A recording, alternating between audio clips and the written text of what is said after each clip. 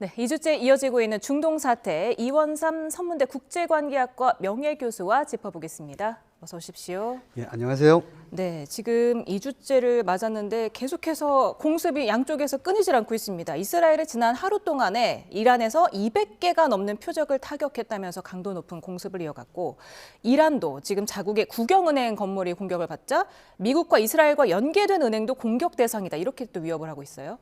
네, 지금 무스타바가 발표한 성명 중에 이 두 가지 중요한 부분이 있는데 키사스적인 부분을 하겠다라고 하거든요. 그게 뭐냐면 이슬람 형법 중에 세 가지 종류가 있습니다. 그게 후두두형하고 키사스하고 타지르가 있는데 이 키사스가 이제 우리가 알고 있는 눈에 눈은 눈 안에 이해는 바로 이 방법입니다. 그래서 자신들이 은행을 공격을 받았기 때문에 걸프 산유국 쪽에 있는 외국계 은행을 전부 공격하겠다 해서 지금 걸프 산유국 쪽에 있는 외국계 은행들이 다 문 닫았습니다. 그러다 보니까 이제 그런 방법들로 계속 눈에는 눈으로 가겠다라고 강경하게 지금 하고 있고, 그다음 또 하나가 적이 경험하지 못한 그 취약한 전선을 지금 심각하게 고려하고 있다라고 얘기를 하고 있거든요. 그래서 이제 이게 과연 뭘 얘기하는 거냐 해서 지금 이 아랍 쪽 언론에서 집중 조명하고 있습니다. 예. 새로운 최고 지도자 모스타바 첫 메시지에서는 어떤 점을 가장 주의 깊게 보셨습니까? 그러니까 지금 이렇게 새로운 전선, 취약한 전선을 자신들이 이제 고려를 하고 있다라고 하는 것이고, 또 하나는 모습을 또 안 나타냈거든요. 예. 그러다 보니까 지금 이란의 입장으로서는 지금 뭐 사망한 게 아니냐 뭐 이러는 소리도 있으니까 지도자 공백을 없애기 위해서 발표를 한 건데 오히려 그 의구심이 더 증폭이 됐습니다. 그래서 자지라 방송에서는 지금 어떤 팔이나 다리 같은 이런 신체 일부가 지금 훼손이 됐고 거동이 완전히 불가능한 상태가 돼버렸다라고 하는 게 그 가능성이 90% 이상이라고 보도를 하고 있습니다. 그러니까 그게 어느 정도 맞을지는 모르겠지만 부상의 정도가 심각한 것은 사실인데, 그렇다면 누가 지금 이걸 지휘하고 있냐라고 하는 거거든요. 그러다 보니까 지금 아랍 언론에서도 머리는 없고 몸통이 칼을 휘둘르다라고 얘기를 하고 있거든요. 이때 몸통은 군부를 얘기합니다. 그러니까 지금 군부가 하고 있는데 지금 미국에 대항하는 것을 좀 보게 되면 되게 정치인들은 그래도 어느 정도 타협의 여지를 남겨놓고 뭐 이런 것들을 하거든요. 지금 이란서 하고 있는 것은 보면 그런 여지가 전혀 없습니다. 그러니까 이건 군부가 하는 것이 거의 확실하게 보이는데 이런 것들이 더 위험하다는 거죠.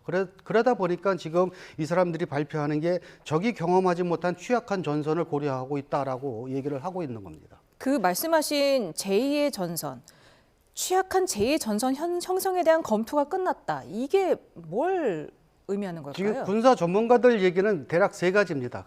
제일 첫 번째가 해적 광 케이블입니다. 이게 앞에 오만만하고 페르시아만을 지나가거든요. 이게 아시아에서 유럽으로 가는 건데 만약 이게 훼손이 되게 되면 국제 금융과 인터넷이 완전히 먹통이 돼 버립니다. 그러다 보니까 지금 이게 과연 방어가 가능하겠느냐라고 하는 건데 이게 방어가 사실상 불가능하답니다. 왜냐하면 이게 1, 2km도 아니고 수천 킬로미터에 걸쳐서 지금 깔려 있거든요. 그래서 지금 서구 쪽에서는 사실은 이거에 대비한 회의를 1월 달에도 했었습니다. 그래서 이걸 과연 신속하게 복구할 수 있느냐 뭐 이런 건데 지금 이란이 사실은 이걸 작년서부터 심각하게 고려하고 있었거든요. 근데 이 방법은 아주 극단적입니다. 그러니까 너 죽고 나 죽자 이 방법으로 할 때만 가능합니다. 그래서 호르무즈 해협 봉쇄 같은 건 사실은 그것도 굉장히 극단적인 방법인데 그래도 서로 이제 밀고 당기는 이런 게 좀 필요한데, 그러다 보니까 기뢰 설치도 뭐 했다 안 했다 이걸 아직은 자기네들은 발표를 안 하고 있는 상황이거든요. 근데 이제 이렇게 광 케이블을 절단하는 그 방법하고 또 하나가 이렇게 지금 호르무즈를 봉쇄를 하고 나서 제일 문제가 생기는 것이 지금 물동량이 못 가서 지금 전 세계적으로 난리가 났거든요. 이와 비슷한 데가 또 한 군데 있습니다. 그게 바로 홍해입니다. 예멘 후티 반군이 있는 그쪽에 바블 만다브라고 하는 이 해협이 있는데 이게 눈물의 문이라는 뜻이거든요. 그러니까 고대에서부터 여기가 이렇게 지역이 복잡하고 이렇게 해류가 굉장히 세답니다. 그래서 배들이 많이 침몰하고 이런 지역인데 이 지역은 수에즈 운하를 통과할 때 반드시 지나가야 되는 겁니다. 그러니까 아시아에서 유럽으로 넘어가는 길이거든요. 이게 또 막히게 되면 거기와 호르무즈가 막히게 되면 전 세계 물동량 반 이상이 다 끊어집니다. 그러니까 오로지 저쪽 아프리카를 크게 돌아서 가는 길밖에 없거든요. 그러니까 여기도 굉장히 좀 위험점이 심각한데 이란의 입장으로서는 여기를 막는 것이 조금 쉽습니다. 왜냐하면 후티 반군을 움직이면 되니까.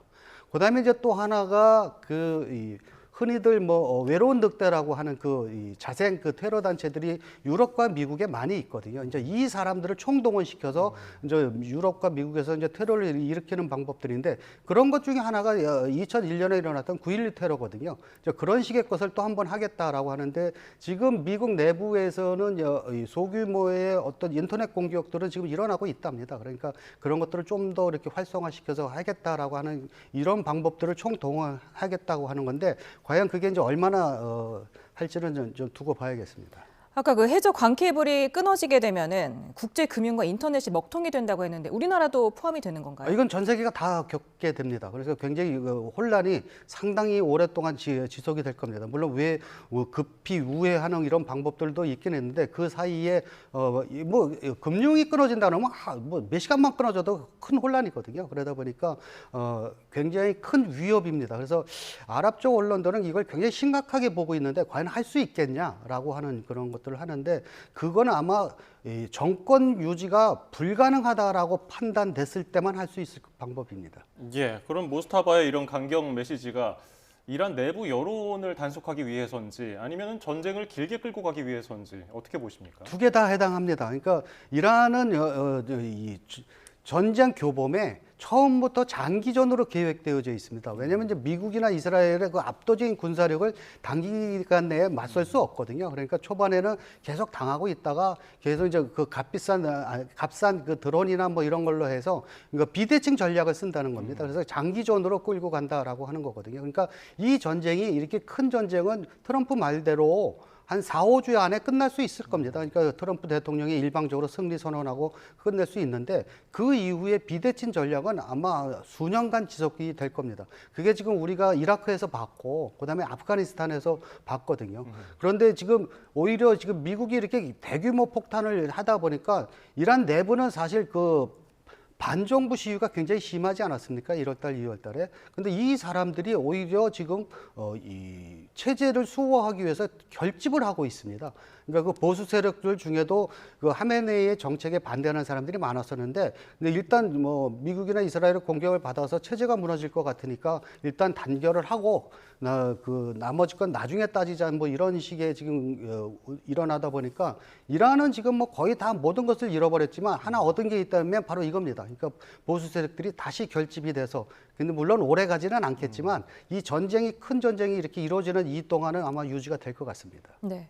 그리고 트럼프 미 대통령이 오늘 이란을 향해서 오늘 무슨 일이 일어나는지 잘 지켜봐라. 무제한 탄약 충분한 시간이 있다. 이렇게 또 경고를 했는데 오늘 무슨 일이 일어날까요? 그러니까 미사일이나 이런 걸 좀 더 많이 투하를 하는 걸로 알려져 있습니다. 그리고 대부분의 지금 그 언론이나는 트럼프 말은 별로 진짜 신경 쓰지 않습니다. 왜냐하면 워낙 이제 왔다 갔다 하는 것이 많이 있었고 오히려 지금 관심을 갖는 것은 이란 쪽에서 어떤 걸 발표하느냐라고 하는 거거든요. 그러니까 왜냐하면 국제 경제에 미치는 그 발언들이 요즘에 상당히 많이 있습니다.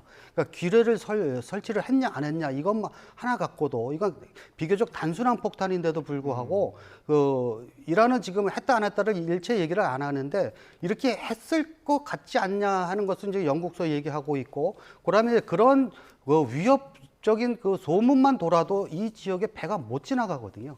이제 그러다 보니까 이제 경제적인 타격이 이제 점점 각 나라들이 심각하게 나타나고 있어서 지금 불평불만이 나오는 게 전쟁은 미국과 이스라엘이 했는데 피해는 왜 다른 나라들이 보고 있냐. 다른 나라들이 지금 전 세계가 다 고통을 받고 있다라고 하는 그 여론이 계속적으로 증폭되고 있습니다. 예, 지금 주변 걸프국에 대한 타격도 계속하겠다는 방침을 세웠고 호르무즈 해협을 봉쇄하니까 트럼프 대통령도 좀 초조해하는 모습 그리고 전 세계가 힘들어하는 모습을 이번에 명확하게 학습이 됐을 것 같은데 이란이 이렇게 계속해서 강경 모드로 간다면은 이거 언제 출구 전략이 마련되겠습니까? 출구 전략은 이란으로서는 우리는 안 하겠다요. 그냥 우리는 끝까지 간다라고 하는 거거든요. 근데 이제 트럼프는 어느 정도 이제 성과를 좀 제시하고 이제 이 승리 선언을 한다면 이제 철수를 하고 싶은데 지금 미국 자체 내에서도 나오는 것이 전략적인 오판이다라고 하는 소리가 계속 나오고 있거든요. 미국 의회에서조차도 왜 공격을 했냐 도대체, 그리고 얻은 게 뭐냐라고 하는 것을 계속 따지고 있거든요. 근데 지금 트럼프가 내세우는 것은 지도층 제거하고 그다음에 체제를 전복시키고 거기에 친미 정권을 세우겠다 이건데, 여기서 하나도 못 이루고 딱 하나 그 지도층을 제거했다 여기만 했거든요. 근데 그 지도층 제거는 이미 그 사망한 하메네이는 고령이었었어요. 그러니까 공격이 아니었어도 언제 죽을지도 모르는 그런 사람이었었거든요. 그래서 그거에 대한 그 대비를 이미 하고 있었기 때문에, 그렇다면 이런 대규모의 경제적인 낭비를 하면서 왜 했겠느냐라고 했다 보니까 트럼프로서도 그것을 이렇게 넘어설 수 있는 어떤 뭔가 찾아야 되거든요. 그래야 자기도 승리 선언을 할 수 있으니까 그걸 하기 위해서 지금 뭐 지켜봐라 뭐 이런 소리를 계속 하는 것 같습니다. 네. 그리고 지금 이란이 호르무즈 해협을 넘어서 페르시아만 전체로 지금 해상 공격 범위를 확대하고 있는 것 같은 게, 그 페르시아만 가장 안쪽에, 그러니까 한 호르무즈 해협으로부터 한 800km 떨어진 제일 북쪽에 있는 이라크 바스라 항구 인근에 있는 유조선 두 척이 지금 공격을 받았거든요. 근데 지금 그쪽 안에는 우리 선박도 발이 묶여 있지 않습니까? 네, 있습니다. 이 바스라 항구는 굉장히 상징성이 있는 겁니다. 이거 고대서부터 사용되던 그 항구인데, 우리가 그 신바트의 모험 동화를 많이 읽지 않습니까? 그 신바트가 출발한 데가 요 바스라 항구입니다. 그리고 이제 그 91년도에 아버지 부시가 이라크를 공격하기 시작할 때도 제일 먼저 점령한 데가 여기입니다. 그러니까 이게 페르시아만에서 육지로 들어가는 관문이에요. 그리고 이제 이라크에서 나오는 원유가 다 여기를 통해서 나옵니다. 그러다 보니까 거기에 정박되어져 있는 유조선을 공격했다라고 하는 것은 페르시아만 안에 안전한 데 없다라고 하는 것을 상징적으로 보여주기 위한 그 공격이었습니다. 예. 그리고 이스라엘 네타냐후 총리도 이제 개전 이후에 첫 기자회견을 했는데, 처음에 말했던 것과 좀 달라진 것 같은 게, 이란 정권 교체는 이란 국민 손에 달렸다면서 약간 좀 톤 다운된 모습을 보였거든요. 어떻게 들으셨습니까? 예, 이스라엘은 뭐 정권을 완전히 바꾸겠다라고 그 호언장담했거든요. 근데 지금 지나고 보니까 바꿔질 것 같지 않거든요. 그러니까 설사 지금 둘째 아들이 부상으로 인해서 사망한다 하더라도 다른 사람으로 교체될 게 확실합니다. 그러다 보니까 그걸 이제 약간 바꿔서 자신들을 괴롭히던 그 세력들은 이미 많이 약화가 됐다. 그러니까 가장 지금 내세우고 있는 것이, 이스라엘로서는 괴로웠던 것이 뭐냐면 안보 분야에서 국경을 맞대고 있는 그 히즈볼라하고 하마스였었거든요. 그리고 이 두 단체를 뒤에서 도와주고 있는 게 이란이었었는데, 이 세 그룹을 지금 전부 다 약화를 시켜놨거든요. 이 세 그룹은 앞으로 상당 기간 동안은 이 군사적인 큰 힘을 쓰기가 그렇게 쉽지는 않을 겁니다. 그러다 보니까 이제 목표를 약간 변경해서 우리의 목표는 어느 정도 이뤘다라고 하는 겁니다. 네. 지금 앞서서 저희가 여쭤봤듯이 우리 선박이 호르무즈 해협 안쪽에 발이 묶였는데 지금 안전을 어떻게 보장해야 하는지 그것도 염려가 되는 부분이거든요. 지금 이란이 공격하는 건 무차별적인 것 같습니다도, 그래도 이제 선전 효과가 있는 것들을 지금 주로 때리고 있거든요. 그리고 이미 중국으로 가는 자신들의 그 원유는 통과를 시켜주고 있어요. 그러다 보니까 그런 걸 봐서는 저 기뢰 설치도 안 했고, 그다음에 이 안쪽에 있는 다른 나라 선박들이 호르무즈 해협을 통과하려는 노력을 안 한다면 아마 서 있는 그 유조선들을 그렇게 쉽게 공격하지는 않을 것 같습니다. 페제스키안 이란 대통령이 정당한 권리 인정, 배상금 지급, 공격막을 국제적 보장, 이 세 가지 조건을 걸면서 종전 조건이라고 할 수 있는 만한 얘기를 했는데, 미국이 받아들일 가능성이 있을까요? 미국이 받아들일 수 있는 요소가 거의 없습니다. 앞에 두 개는 없고, 그러니까 배상금 내라 이거는 뭐 미국이 인정할 것 같지는 않고, 마지막 부분에 공격을 중단하라는 받아들일 가능성이 좀 있습니다. 그러니까 지금 당장은 아니지만 지금 유럽 쪽에서도 계속 휴전 중재를 하면서 바로 이 부분을 제시했거든요. 그러니까 국제 기구를 통해서 공격하는 것을 못하게 보장하겠다라고 것을 제시를 하고 있는데 이란서도 지금 가장 시급한 게 그 부분이거든요. 그러니까 이란이 미국을 못 믿는 이유가 작년 6월 달에 공격해놓고 6개월 만에 또 공격을 했거든요. 그리고 이 트럼프 대통령이 직접 한 얘기도 자신들에게 맞지 않는 지도자가 들었으면 6개월 후에 또 공격한다고 얘기를 했었거든요. 그러니까 그런 부분들을 확실히 보장해라. 그러면 아마 이 협상장에 나올 가능성이 상당히 높습니다. 왜냐하면 이란은 지금 경제력도 안 좋지만 군사적인 면에 있어도 러시아가 무기를 대줄 수 있는 형편이 아닙니다. 그리고 물론 정보는 줄 수 있지만 직접 무기를 못 대주면 자신들의 무기도 한계가 있거든요. 그러다 보니까 적당한 이 어떤 핑계거리가 있으면 협상장에 나가야 되는 상황이기 때문에 마음에는 안 들겠지만 그런 것들을 어느 정도 보장만 해준다면 그러니까 이 세 번째 조건만 충족이 좀 되면 아마 협상장에 나갈 것 같습니다. 그런데 이 페제스키안 이란 대통령과 무스타바 쪽이 좀 따로 노는 듯한 느낌을 좀 받았는데 양쪽의 소통이 잘 안 되고 있습니까? 이란 대통령은 온건파입니다. 그래서 그러니까 이란 대통령이 그래서 이제 걸프 국가들에게 공격한 건 미안하다고 하고 앞으로는 안 하겠다 했는데 그 다음날 바로 군부가 공격을 해버렸거든요. 그러니까 그만큼 지금은 뭐냐면 군부의 강경파들이 지배를 하고 있다는 겁니다. 그러니까 이렇게 전쟁이 벌어지고 있는 비상시국에는 온건파들이 쓸 장소가 없습니다. 그러다 보니까 지금 더군다나 트럼프 대통령도 강력하게 무조건 항복 외에는 방법이 없다라고 강하게 나오니까 강대강이 부딪히다 보니까 온건파들이 지금 아주 굉장히 축소되어져 있는 그런 상황입니다. 그러면 트럼프 민 대통령은 어디를 상대해야 할까요?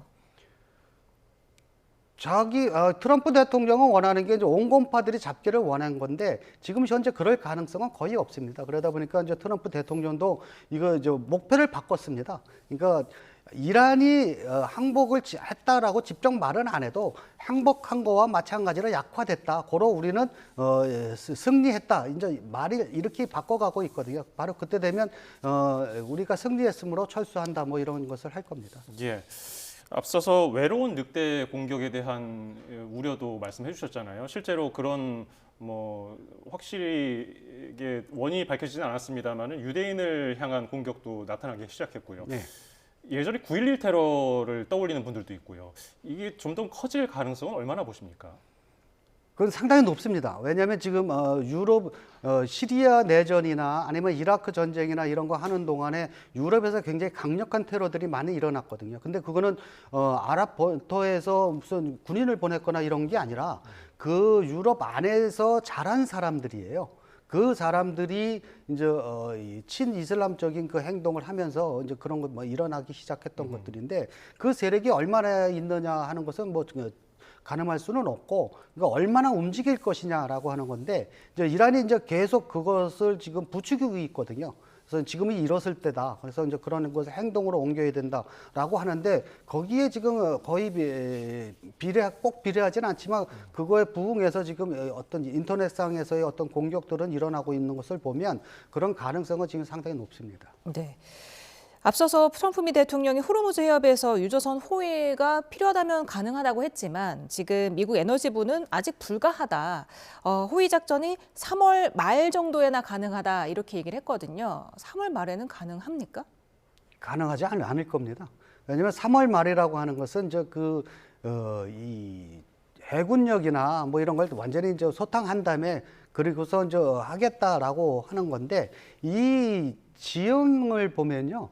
이란의 그 지형이 그 호르무즈 해협 쪽으로 산맥이 높은 게 있어요. 이게 해발 3,000m짜리입니다. 길이가 1,500km고. 그러니까 그 뒤에 숨어서 포를 쏘면 이게 아무리 미사일을 쏴도 잘 안 됩니다. 지금 핵시설도 바로 거기 들어가 있는 거거든요.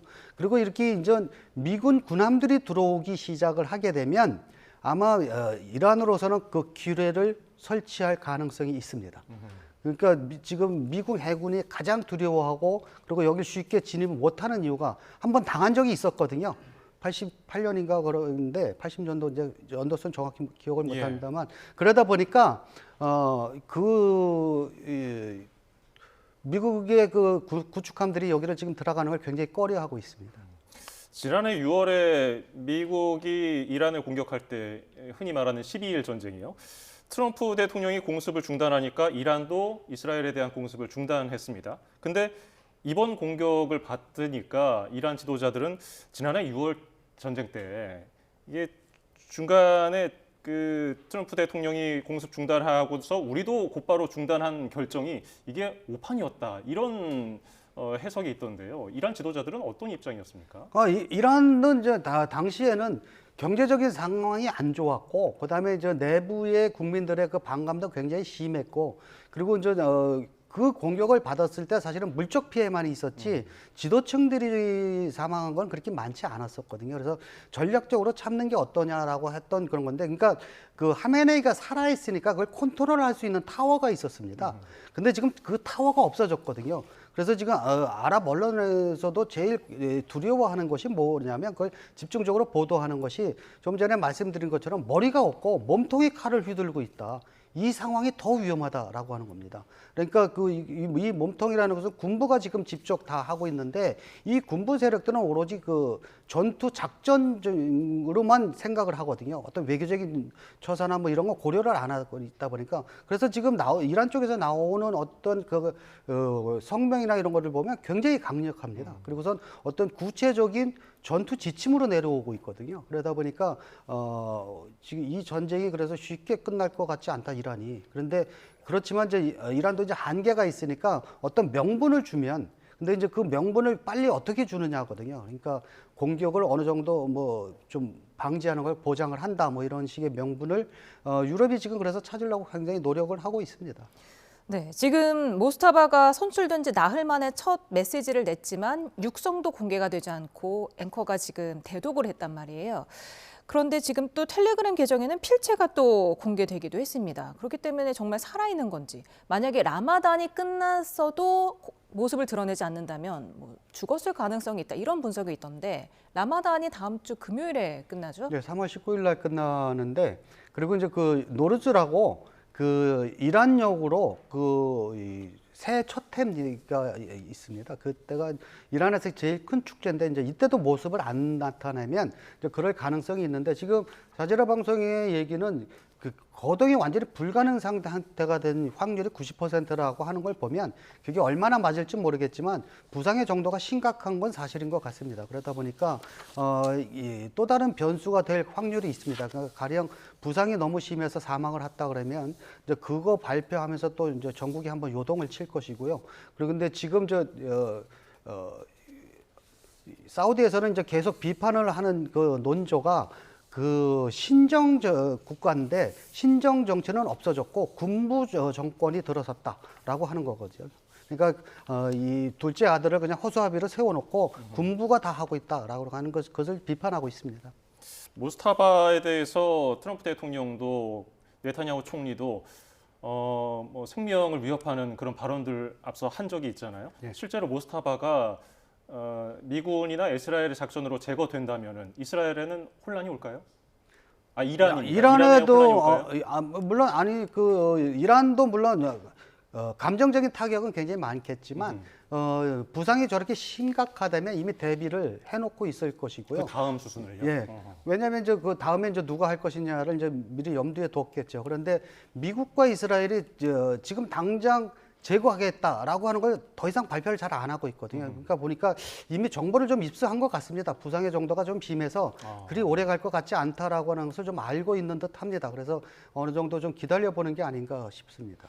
네, 이란 언론들은 이렇게 발표를 했습니다. 최고 지도자가 순교자의 피해에 대한 복수를 선언했다, 이렇게 발표를 했는데, 그러니까 순교자라는 게 하멘의 아버지뿐만 아니라 지금 초등학교에서 폭사한 어린아이들, 그들도 지금 순교자라고 표현을 하면서 그들에 대한 보상을 얻어내야 한다, 이렇게 표현을 했거든요. 예. 이건 어떻게 봐야 될까요? 순교라는 단어가 시아파에서는 좀 특이합니다. 그러니까 시아파가 처음 생겨난 게 7세기인데 이때 그 시아파의 시조라고 할 수 있는 후세인이 순교를 하거든요.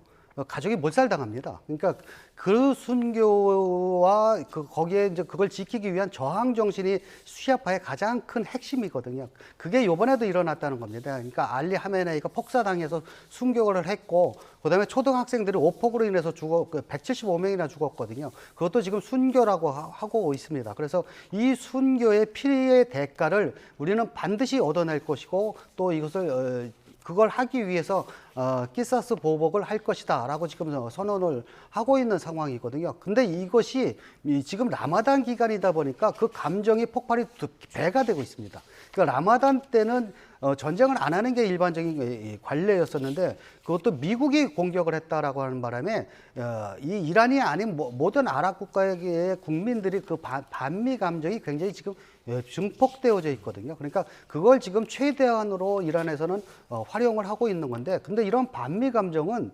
그 친미 국가들한테서도 나타나고 있기 때문에 향후 친미 국가들은 이 자신들의 안보를 이제 점점 더 미국에 기댈 수밖에 없는데, 그럴 때 이 국민들은 반미 감정이 있기 때문에 그 국민들의 눈치를 봐야 되는 그런 상황으로 지금 처해 있습니다. 네, 앞서서 조금 유의해야 될 게 세 가지라고 하셨습니다. 해저 광 케이블이 끊어지는가, 아니면 홍해가 막히는가. 그리고 세 번째가 외로운 늑대의 테러였는데, 지금 홍해를 막는 게 아까 더 쉽다고 하셨잖아요. 네. 그렇다면 이 가능성을 좀 유의를 해야겠는데, 이런 결정을 하게 되면 언제쯤이 될까요?